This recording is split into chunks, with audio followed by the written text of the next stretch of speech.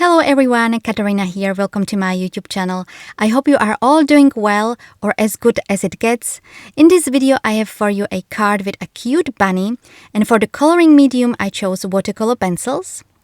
Originally, I wanted to release my spring cards, but I have no Wi-Fi and have no idea when I will be able to upload this video, and spring might be over by then, so I decided to upload more neutral card. And if it's still spring when I finally will have a Wi-Fi, I will upload the spring cards. Otherwise, I will have to keep them for next year. The stamp set I'm using here is from Avery Elle. It's called Some Bunny. I think this is a quite neutral stamp set. Here I'm using it for a birthday card. I also made it as an anniversary card for my husband. I think it's quite versatile. And as I mentioned, for the coloring, I chose watercolor pencils. The pencils are from Faber-Castell, but these ones are not the expensive ones. They are from their cheaper line. Usually they are in a red packaging. I had these watercolor pencils sitting in my drawer for a very long time. I used them briefly in my previous card video with the snowdrop, and I love them. No idea why it took me so long to finally start using them, so I thought I will give it another try. Not sure if watercolor pencils are the best for this particular image. I will explain why a little bit later. Of course, I will also be using watercolor brushes, and the cardstock I'm using here is the Canson XL watercolor cardstock that I trimmed to an A6 panel. First, I stamped the bunny. I used the Mini Misty stamping tool just in case I needed to restamp. And for the ink, I'm using the VersaFine ink in Onyx Black, which is a waterproof ink. I will have the list of the supplies in the description below and also on my blog. Just keep in mind, you do not need to have the exact brands. Anything you have at home will do. The reason I stamped the bunny first is because I was going to use a mask. I wanted the bunny to look like he's holding the balloon, and that's why I needed to mask it. And for the mask, I used the full adhesive post-it note. Next, I stamped the balloon. I could have stamped the sentiment with it, but I wanted to make sure the whole image is centered, the bunny, the balloon, and the sentiment. That's why I found it better to do each stamp individually. Next, I started coloring. There are not many colors in the pack of pencils I have. I think it's the 24 color set. I chose browns for the bunny, then red for the balloon, and green for the grass. And also for the bunny and the balloon, I applied 2 layers of the color to make it more vibrant.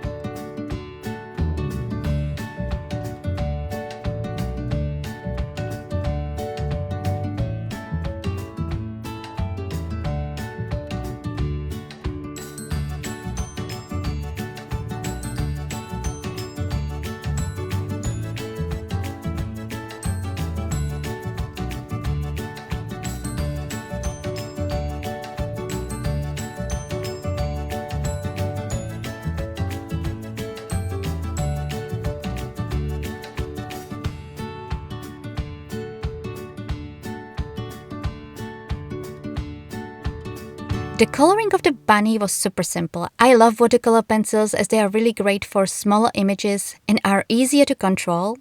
You just apply the color and then you come back with the damp brush and spread the color. However, for bigger images like the balloon, I don't think watercolor pencils are the best. I found it rather difficult to get an even finish, especially after I applied the second layer of the color.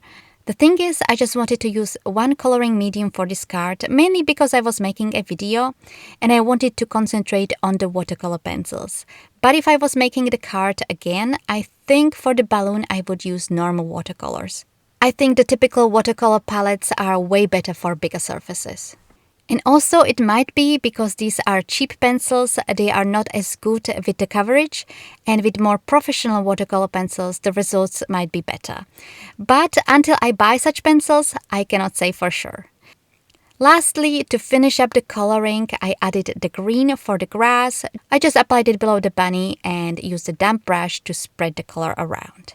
I was thinking adding some embellishments like sequins or enamel dots, but I decided to just stamp the little images that were in the bunny stamp set. 2 hearts in 2 different sizes and stars. Is it a star? Not sure, but it doesn't matter. I just randomly stamped them on the panel. Off camera, I die cut the panel using a stitched rectangular die, and then on the back I attached a double-sided tape. It is very tempting to use a foam tape. I did this ever since I started card making. It does look cool, but since I'm going to be mailing this card, I didn't want to add too much bulk to the card. I adhered the panel on top of a card base. For the card base, I used a craft cardstock that I folded in half to create a side folding card. I like to create top folding vertical cards, but I mainly did it for photos as it stands nice. I think this is the reason why most of card makers do that. But now I take photos of my cards where the card lays flat on the table, and for that it doesn't matter where the fold is. Plus I find the recipients are sometimes confused by top folding cards as they expect the card open as a book. So this finishes the card. I hope you liked it, and if you own watercolor pencils, I hope you give them a try. And also I hope I will have Wi-Fi soon and I will be able to post more regularly, so fingers crossed, wish me a luck. Thank you all so much for watching, and I will see you in my next video.